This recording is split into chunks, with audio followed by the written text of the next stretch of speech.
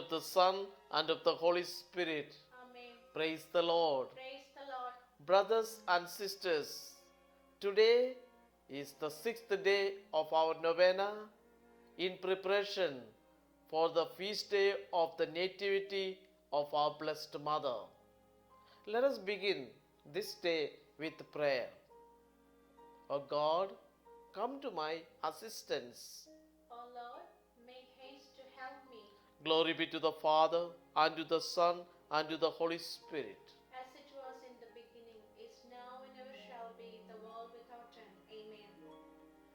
Morning Star, lovable Mary, your birth was the cause of great joy to the angels, for they beheld in you the mother of the Redeemer of the world, who by his death would repair the loss sustained by the fall of rebellious angels in paradise. May your birth give joy to my soul also, by obtaining for me from God victory over the enemy, deliverance from all his snares, and the grace to be associated in glory with the angels in heaven. Hail Mary, full of grace, the Lord is with you. Blessed are you among women, and blessed is the fruit of your womb, Jesus. Holy Mary, Mother of God, pray for us sinners, now and at the hour of our death. Amen. Thy nativity, O Virgin Mother of God, was herald of joy to the whole world, since from you arose the Son of Justice, Christ our God, who, destroying the curse, bestowed the blessing, and confounding death, rewarded us with life everlasting. Let us celebrate with joy the birth of the Blessed Virgin Mary, that she may intercede for us with our Lord Jesus Christ. Let us pray. Grant to thy servants, we beseech you, O Lord, the gift of your heavenly grace, that as our salvation was begun in the childbearing of the Blessed Virgin, so from this solemn festival of her nativity, may we obtain an increase of peace through our Lord Jesus Christ. Amen. Listening to God's word. Therefore, the Lord himself shall give you a sign. Behold, a virgin shall conceive and bear a son, and you shall call his name Emmanuel. Brothers and sisters, one of the better known apparitions of Our Lady took place in Lourdes, France in 1858. This shrine continues today to be one of the most popular Marian shrines in the world. Thousands of people visit this shrine every year. A special place for devotion to Our Lady, where many miracles have occurred. Our Blessed Mother appeared to Saint Bernadette. Bernadette started her faith life the best way possible. She had the minimal schooling of a poor girl of her time, compounded by missing lessons due to ill health, and the fact she had needed at home to help care of her siblings. To the mortification of the teaching sister, preparing her for the First Holy Communion, Bernadette was technically terrible catechism student, but she received the most important preparation that which can hardly be replicated in a classroom. Being raised in a family whose greatest riches were their faith, there is profound understanding in this heart, which one would write, I was nothing, and of this nothing, God made something great. In Holy Communion, I am heart to heart with Jesus. How sublime is my destiny! It was the young Bernadette's lack of schooling which made her testimony regarding the apparitions all the more believable. The dogma of the Immaculate Conception had been defined by Pope Pius IX just 4 years before Bernadette's visions. The quote, I am the Immaculate Conception, coming from the lips of a young rural girl possessing minimum scholarship, had an indisputable veracity, truthfulness, and sincerity. Beginning with her first apparition of February 11th, 1858, Mary appeared 18 times to Bernadette, a girl of 14 years age, at Massabé. When Bernadette asked the lady who she was, she received the reply, I am the Immaculate Conception. Less than 4 years before, on December 8, 1854, Pope Pius IX raised the teaching about the Immaculate Conception of Our Lady to be dogma of faith. The message of Our Lady of Lourdes can be summed up in the following points. It is a heavenly confirmation of the dogma of the Immaculate Conception that had just been defined by the Church a few years before.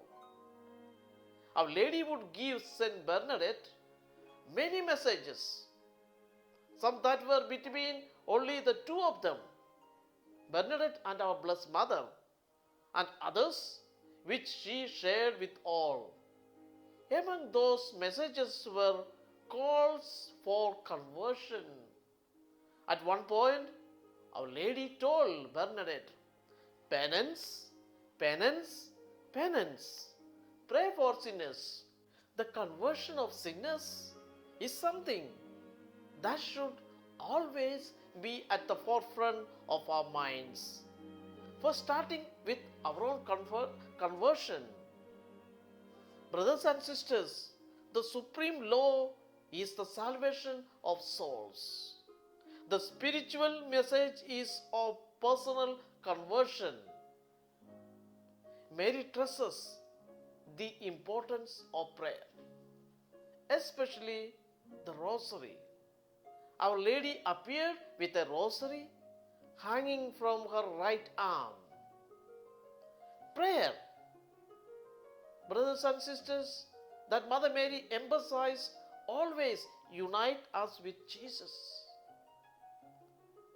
Another important message that Our Lady gave here was this: I do not promise to make you happy in this world, but in the other. I want to repeat this.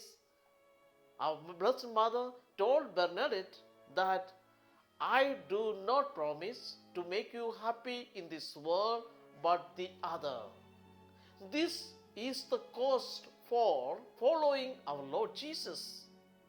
He told us that we must carry our crosses in order to follow Him. This entails suffering. But we know that even if we don't experience happiness in this world, we will experience great happiness in the heavenly kingdom with our Lord and all the saints for all eternity. Never in good health, Saint Bernadette suffered greatly and with a silent good nature. In the final years of her life, she held fast to Our Lady's promise that she wasn't promised happiness in this world, but in the next. Despite of her agony, Bernadette declined the opportunity to revisit Lourdes in search for a miraculous cure. Our Lady asked for a chapel to be built where miraculous waters would flow, something that seemed impossible in the remote, out of the way place. But sure enough, a spring began to flow, still going strong, of 40 liters a minute, and Lourdes has now become one of the foremost pilgrimage sites in the world, welcoming 4 to 6 million visitors or pilgrims per year, a beacon of hope for those seeking healing, physical, emotional, spiritual. Saint Bernadette's body lies incorrupt in the convent of Navarre, where she spent a brief reminder of her life as a professed religious, dying at the tender age of 36, her own battle of intense suffering of tuberculosis and bone cancer on the 16th of April 1879.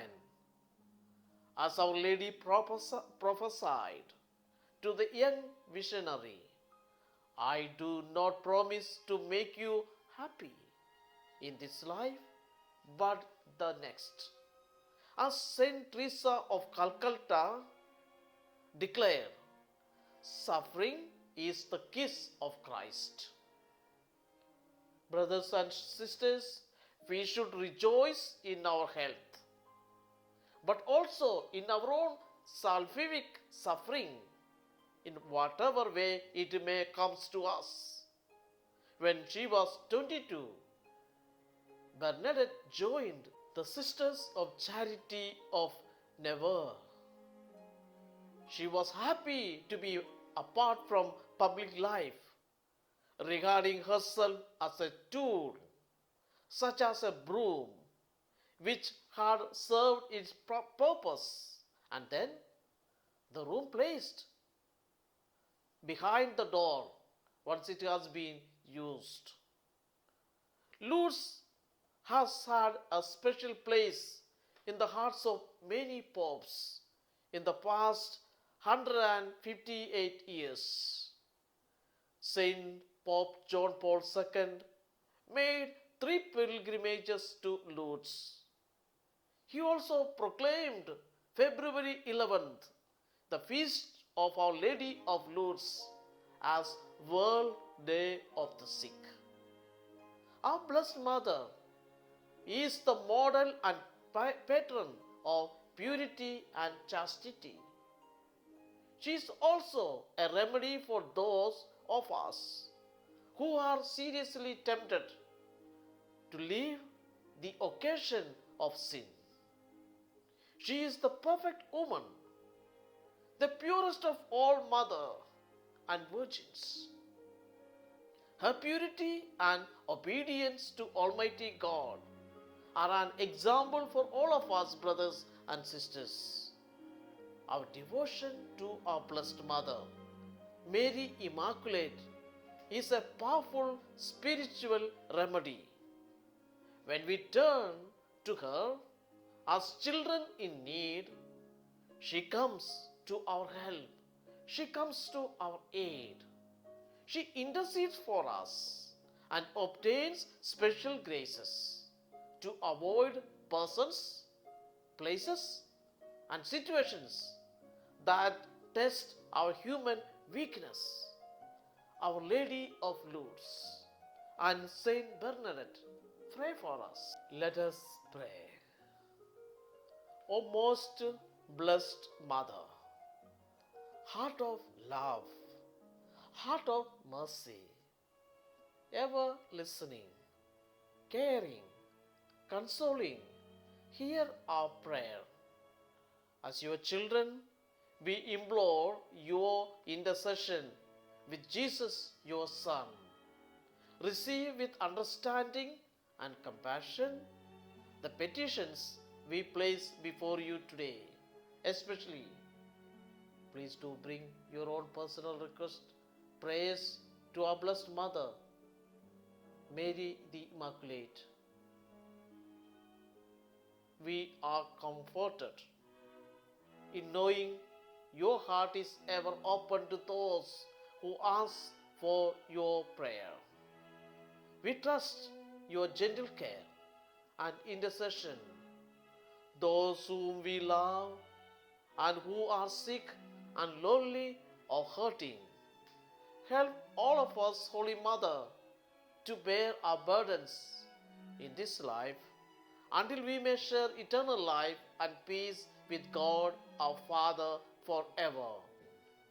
Remember, O most gracious Virgin Mary, that never was it known that anyone who fled thy protection, implored your help, or sought your intercession was left unaided. Inspired with this confidence, I fly to you, O Virgin of Virgins, my Mother. To you do I come. Before you I stand, sinful and sorrowful. O Mother of the Word incarnate, despise not my petitions, but in thy mercy hear and answer me. Amen. Pray. O most blessed Mother, heart of love, heart of mercy, ever listening, caring, consoling, hear our prayer. As your children, we implore your intercession with Jesus, your Son. Receive with understanding and compassion the petitions we place before you today. Especially, please do bring your own personal request, prayers to our Blessed Mother, Mary the Immaculate. We are comforted in knowing your heart is ever open to those who ask for your prayer. We trust your gentle care and intercession. Those whom we love and who are sick and lonely or hurting. Help all of us, Holy Mother, to bear our burdens in this life until we may share eternal life and peace with God our Father forever.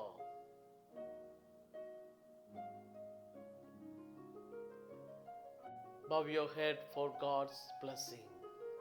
May the Lord Jesus Christ be with you, that he may defend you, within you, that he may sustain you, before you, that he may lead you, behind you, that he may protect you, above you, that he may bless you.